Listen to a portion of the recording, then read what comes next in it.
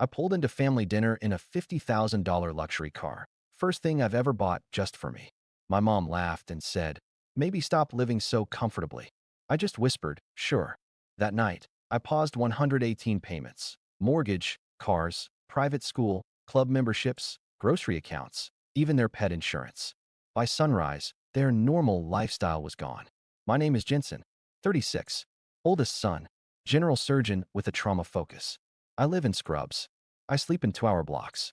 I know how to stop a liver from bleeding and how to smile at families who are breaking. I don't know how to be a son in my own family. They call me the reliable one. Translation, the wallet. Sunday night, I pulled into my mother's driveway in a used luxury sedan I'd saved for 3 years to buy. Nothing wild. 50 grand, 5-year-old model, low miles. It wasn't even flashy. It was the first thing I'd bought that wasn't for them. The porch light buzzed. My mother, Marla, stood outside with a dish towel on her shoulder like a flag. My brother Nate was in the doorway, scrolling. My sister Tasha leaned on the rail, whispering into her phone. I killed the engine and felt something like pride rise in my chest. Small, fragile, new car. Mom called, loud enough for the neighbors. "It's used," I said. "Finally traded in the Civic." Nate whistled. "Dr. Moneybags." Tasha's eyes slid over the hood, unimpressed. "Hope you can still swing Harper's tuition next month." They increased the lab fee again. Inside, the table was set. Roast chicken, potatoes, salad in the same cracked bowl we'd had since I was 10. The family group chat had said casual dinner, which in our house always meant a performance. As I sat, Mom laughed and tapped my wrist like it was a joke between us. "Maybe stop living so comfortably, huh?" She glanced at the car through the window. "We don't all have hospital pay." I felt heat in my ears. "It's not." She kept going. "Just saying. Priorities. Your father's mortgage payment bumped up with escrow, and the club dues hit on the first. You know how these things pile up." Nate grinned. "And my Jeep needs tires." "Safety, bro." "Harper's robotics camp," Tasha added. "You promised." The words didn't pile up. They stacked like bricks. Same rhythm as always. Smile. Nod. Swallow. Hey. I looked at my plate. My hands were still. In the OR, my hands never shake. Here, they felt far away, like they belonged to someone else. Mom poured herself wine and hovered the bottle over my glass, then thought better of it. "You're on call, right?" "Off tonight," I said. "Oh." She gave a small nod. "Nice. Then you can help me look at the pet insurance thing after dessert." They changed portals. Nate snapped his fingers. "Bank transfers too." My login's locked again. "Just fix it, man." They were smiling. It was normal to them. It was love, they'd say. Families help. I heard my voice come out quiet. Sure. No one noticed the way I said it. No one noticed me go still after that. The conversation moved on. Football. Allergies. A neighbor's fence. My phone buzzed in my pocket. A resident updating a post-op note. I muted it. I chewed dry chicken. I stared at the smudge on the window where the car's reflection sat, dim and ordinary. Mom's laugh floated over the table again. "Stop living so comfortably," she'd said. And something inside me finally stopped. I became a surgeon the long way. Community college. State school. Night shifts. Scholarships stapled to loans. When Dad got sick the first time, mild stroke, full recovery, I took extra shifts to cover the gap in their income. It was temporary, they said, just until insurance settled. Temporary lasted 11 years. It started with the mortgage. Just 2 months, Mom had texted. Then Dad's hours got cut permanently. The bank threatened fees. I set up autopay so she wouldn't panic every Friday. Then Nate's car. "He needs reliable wheels to get to work," Mom said. He quit that job a month later. The payment stayed. Then Tasha's divorce. I covered the retainer for a lawyer because her ex was bad news. Then Harper's preschool. "Only until she gets a scholarship," they said. The scholarship didn't happen, but the private school did. "She's gifted," Mom said. "She needs the right environment." I added the tuition to my spreadsheet. The spreadsheet was my second heart. Color-coded tabs, mortgage, cars, utilities, phones, internet, groceries, club memberships. Yes, plural. Dad needed the golf. Mom needed the pool. Pet insurance for 2 elderly rescue dogs who were somehow always emergencies. 3 streaming services, which Mom called news access. 4 grocery accounts with family permissions so they could walk out on credit. I learned the passwords, the portals, the billing cycles. It was easier than arguing. Arguing cost time I didn't have. Hospital nights bled into mornings. I catnapped in call rooms and woke to bank alerts. I scrubbed in and thought about due dates. I ate protein bars standing at a nurse's station while my phone pinged. Mom, printer ink. Put it on the Staples card? Ours declined again. Nate, ticket. Can you Venmo? I'll pay you back Friday. He never did on Friday. Tasha, swim lessons just doubled. Can you believe it? You said you'd support Harper's activities. At first, I told myself I was doing what a good son does. We didn't grow up with much. Dad taught us that family means you don't let anyone drown. Mom taught us to smile while you do it. Then the tone changed. Jensen, you're a surgeon, Mom would say, with that light laugh that warned a list was coming. This is nothing for you. If I hesitated, she'd switch scripts. I carried you for 9 months. You wouldn't be here without me. Nate added noise. You're single. No kids. Your money is practically extra. Tasha learned how to whisper. Harper will be devastated if she has to leave school. I tried boundaries. Small ones. Me. Hey, can we pause the club? No one's using it. Mom. So you're punishing us for aging? Me. Nate. You need to call the bank yourself. Nate. I'm working on my mental health. You want me stressed? Me. Tash. Let's compare schools. Tasha. Why do you hate that my daughter thrives? I'm good with bodies. Not with this. 2 years ago, I got promoted to attending. The congratulations dinner at Mom's house turned into a budget meeting. Dad raised a toast. To our son, Dr. Jensen. Everyone clapped. Mom passed me an envelope. While you're here, can you sign these? The mortgage refinance needs your W-2. I signed. I told myself I was helping them get a better rate. I told myself I was the only one who could. Every time I thought about cutting the cord, something urgent happened. Dad's second scare. Nate's suspension, which wasn't his fault if you listened to him. Tasha's ex showing up at the school pickup line. I paid. I told myself money was the easy fix. It was proof I cared even when I missed birthdays and school plays because of the OR. Then the asks got petty. We're switching to organic produce. Put the bigger plan on the grocery account. The dog needs acupuncture. The club added a wine locker. Dad deserves it after everything. When I said no, the air went thin. Mom would tilt her chin. I hope you're not becoming selfish. Nate would send a screenshot of his bank balance at 3 a.m. Look what you're making me do, man. Tasha would cry quietly on the phone. You're lucky you get to be a surgeon. You don't know what it's like to be a single mom. Why won't you help family? In between surgeries, I would open my spreadsheet and try to find fat to trim. There was none. I cut my own gym membership. I stopped streaming anything that wasn't the hospital's CME videos. My apartment furniture was still Craigslist. My vacation was a nap on my couch with the blinds down. Luxury car. Mom had laughed when she saw it. She didn't know I'd run the numbers for a year. That I'd driven the Civic until it wheezed like a dying accordion. That the car was safer for long night drives home when my eyes burned and my shoulders shook. They didn't ask how I was. They asked where the login was. One small moment snapped it into focus.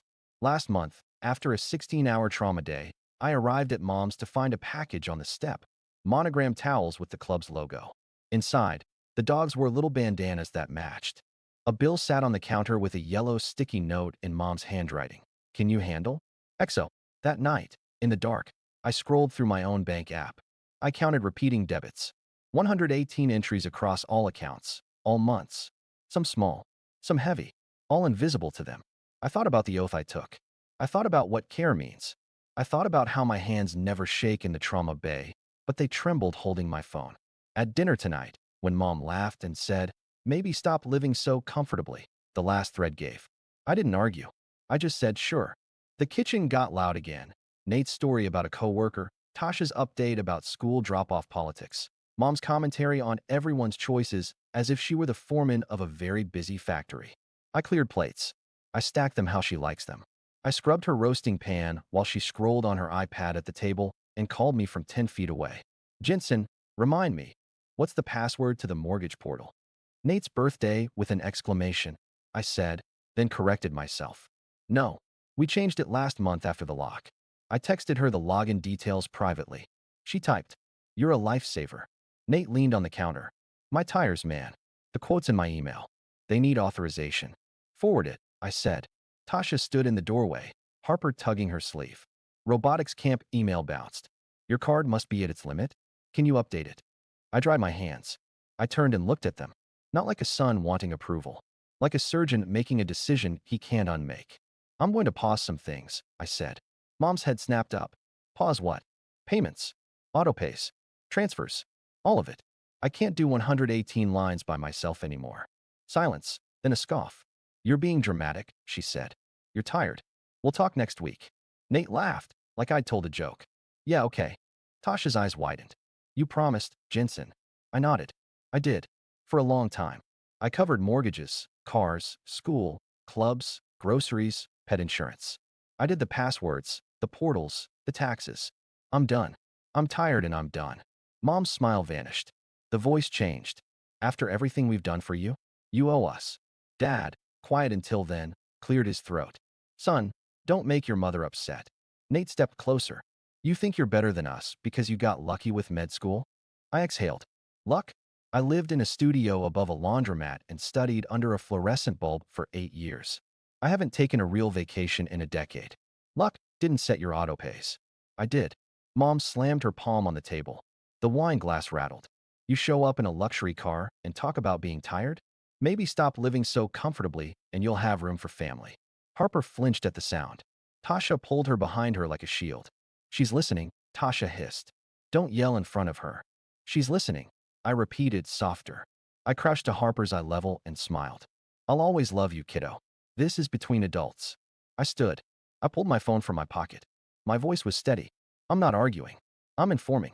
I will freeze every non-essential payment tonight. I will send each of you a list of accounts that have your name on them and the phone number you call to unlock them. You will manage your logins. You will talk to your banks. You will meet your due dates. Tasha's mouth opened and shut. I can't afford Harper's school without you. Then you call the school, I said. Apply for aid. Transfer. Do what parents do. Nate jabbed a finger at my chest. What about my safety? Tires are safety. Then buy tires you can afford, I said. Mom's face hardened in a way I'd seen when she argued with waiters. We made you, Jensen. Without us, there is no doctor. If you walk out on us, you're not my son. I nodded once. It wasn't triumph. It was acceptance. I love you, I said. I won't be your bank. I put my dish towel down. I kissed Harper's hair. I walked to the door. Mom's voice followed me. Don't you dare make us beg. I didn't look back. In the driveway, the car sat under the porch light like a quiet witness. I put my hands on the wheel. They were still steady. I whispered the same word I'd said at the table, but this time to myself. Sure. At home, I opened the laptop I usually used for dictations and CME modules and pulled up the spreadsheet. The tabs blinked at me like little sirens. I started with the heavy hitters. Mortgage, pause. Portal churned, then accepted. A confirmation number. I copied it into a shared doc labeled family. Accounts. Call this number. Dad's truck loan. Removed my card. Set a reminder to send him the lender's support line. Added a note. Call to set your payment date. Nate's Jeep. Canceled the auto pay. The site tried to guilt trip me with red banners. Are you sure you want to risk a missed payment? I clicked yes. I copied the customer service number. I sent it. Private school. I opened the account and saw the tuition figure that always made my throat tighten. I toggled off automatic. I downloaded the financial aid forms and attached them to an email to Tasha. Here are options. Deadlines. Meet with the school. I will pay for this semester to give you time. After that, you'll decide what you can sustain. I hit send. My chest loosened a millimeter. Grocery accounts. I turned off family charge permissions. I wrote Mom a clear message. Your card will work. Mine will no longer be on file.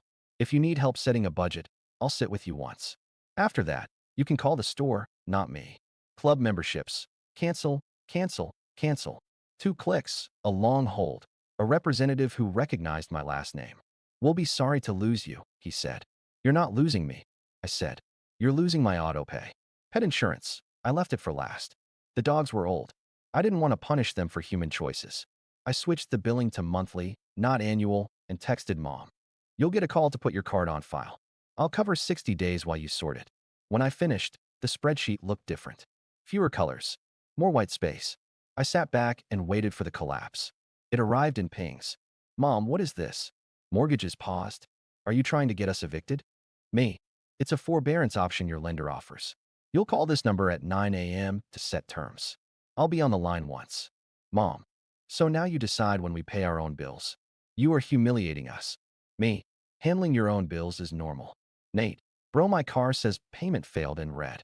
That's like a threat. Are you joking? Me. Call your lender. Ask for an income-based adjustment. Here's the phone number. Nate. Or you could do it. You're good at phones. Me, no. Tasha. I saw the email. Thank you for covering this semester. I'm scared. Me. I know. You'll figure it out. I'll help you fill out the aid forms. But I won't pay it all. Tasha, Harper will cry. Me, she'll adapt. Kids do. Adults too. At 2 a.m., the house went quiet. My body remembered the shape of real sleep. I woke up before my alarm with the kind of start I get when trauma beeps. I checked my phone out of habit. 17 texts from Mom ranging from guilt to anger to silence. One from Dad. Call your mother. One from Tasha. Can we meet at 4 to do the forms? One from Nate. A blurry photo of his dashboard warning light with the caption, "This is on you." I made coffee. I wrote out a script like I do before a hard family meeting at the hospital. Short sentences. No apologies. Yes to transitional support. No to being a permanent system. Yes to teaching. No to doing it for them. At 9 a.m., I called the mortgage lender and three-wayed Mom. She answered on the third ring, voice flat. While we waited for a rep, she said, "I cannot believe you'd put us through this." "Mom," I said, "I've been putting us through this for a decade. You didn't feel it because I absorbed it." The rep came on. We verified. We requested a hardship plan. I stayed on mute unless necessary. When the call ended, Mom sniffed. "I guess it's handled." "It started," I said. "You'll call them in 30 days again." Silence. Then, something softer. "You always were good at calls." "I won't be your call," I said. "You will be your call." Nate refused to phone his lender until they threatened a late fee. He texted me fine, like it cost him blood. He set up a smaller plan. He sent me a screenshot of his tires with a passive-aggressive caption, "Hope you're happy with this." I didn't respond. Tasha showed up at my apartment with a messy bun and a folder. We sat at my tiny kitchen table and filled in boxes. Income, expenses, household size. She cried quietly when she had to write her current balance on a line labeled assets. "I feel like a failure," she said. "You're not," I said. "You're adjusting. That's different. What if the school says no? Then you find a school that says yes." She nodded. She took a breath. "Mom's going to hate you for this." "I know," I said. "She'll be okay." At the hospital, I braced for distraction. It didn't come. I was sharper in the OR, not duller. My brain, which had been juggling their due dates, focused fully on my patient's anatomy. I went home tired, not hollow. I cooked eggs in a pan that was mine, ate them on a plate that was mine, turned on a lamp that was mine. The apartment felt quiet. Not empty. Quiet. Mom escalated. Group chat blasts. Jensen stopped paying for his family. Aunts chimed in with clucks. Cousins asked for the full story, like it was gossip. I posted one message. "I love you all. I'm not a bank." Direct future questions to the account holders, not me. Dad called and tried a different route. "Son, your mother's embarrassed." "People talk. They can talk to their lenders," I said. He sighed. "This isn't who you are." "It's exactly who I am," I said. "Someone who knows where to clamp a bleeder." The second week, the club called Mom for a final confirmation. She told them, loudly, within earshot of anyone at the desk, that her son had abandoned his obligations. The story spread like chlorine through the pool. Tasha texted me an hour later. "Mom's blowing up." Also, Harper got a partial scholarship. "It's not full, but it's something." She added, "Thank you for making me apply." I wouldn't have. I sat on the edge of the hospital bed in the call room and let that settle in my chest like a warm compress. Nate's group DM with his friends went quiet after two of them told him to stop flexing photos of weekend bar tabs if he couldn't buy tires without help. He sent me a lone text at midnight. "What's a snowball payment?" I sent a link. He said nothing else. The third week, Mom knocked on my apartment door. I'd never given her a key. She stood there with a Tupperware and eyes like a storm cloud. "Chicken," she said, thrusting it at me like a truce. "From Sunday." "Thank you," I said. I set it on the counter and didn't invite her in. She looked around the doorway. "You live so small." "I live so mine," I said. Her mouth tightened. Then it broke. "I'm scared," she said, a whisper I'd never heard from her. "What if we mess this up?" "You will," I said gently. "And then you'll call the number. And you'll fix it. Like grown-ups." Tears filled her eyes. "You're cruel." "I'm late for shift," I said. "I love you." She turned away, shoulders high. Halfway down the hall, she stopped. "Your car looks nice," she said without turning back. "The leather smells new." "It's used," I said. "I know," she said. "It still smells new." She left. I breathed. The apartment was quiet again. This time it felt like possibility, not an absence.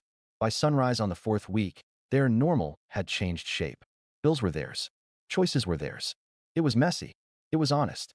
And mine, finally, were mine. It didn't end with forgiveness and a group hug. It ended with boundaries that held. Harper transferred to a magnet program with a robotics club that didn't cost 3 mortgages. She sent me a video of her first little bot making a shaky turn. Look, she yelled into the camera. It follows a line. I watched it 3 times and grinned like an idiot in an empty stairwell. Nate stopped sending me screenshots of zeros. He still sends me memes at 2 a.m. He learned the lender's hold music by heart and now complains about it like a badge. Last week, he texted, "Paid my Jeep off early. Suck it." I replied with a thumbs up. It's our language. Dad found a community pool with a senior's lap hour that costs $10 a month and discovered he doesn't need a wine locker to feel alive. He still doesn't say much. He did send me an old photo of us building a birdhouse when I was 8. No caption. I saved it. Mom still tells people I made things complicated, but her voice has softened at the edges. She manages her online banking now. She hates it. She's proud of hating it while doing it anyway. She asked me for a budget template last Sunday and said, "I'll fill it in myself." That was a bigger sentence than she knows. As for me, I keep the car clean. I drive it home at dawn with music low and hands steady. I bought 2 good pillows and slept a full night without dream smoking bank alerts for the first time in years. My apartment is still small. It has plants now, a rug, Saturday coffee that isn't chugged. When people ask about my family, I don't lie and I don't perform. I say, we're learning how to be a family that doesn't run on my debit card. If they wince, that's theirs. I'm done smoothing the edges so no one gets cut by the truth. The moral isn't that money ruins people. Money just revealed the system we'd built. Me as the fuel, them as the engine. Engines stop without fuel. They also get redesigned. If you're reading this and you're the reliable one, I'm not here to shame your giving. I'm here to tell you that giving without boundary isn't love. It's erasure. You vanish one autopay at a time until the only proof that you exist is a line item called ginseng. I don't vanish now. My mother once laughed and said, "Maybe stop living so comfortably." I did. I stopped living so comfortably for them. I started living honestly for me. I still pick up the phone when it's a true emergency. A fall, a fever, a surgery consent. I'll show up for those. I'll sit in the ER and hold a hand as kin, not as currency. Everything else, I make one call. To myself. Sure, I say, but only if it's mine to carry.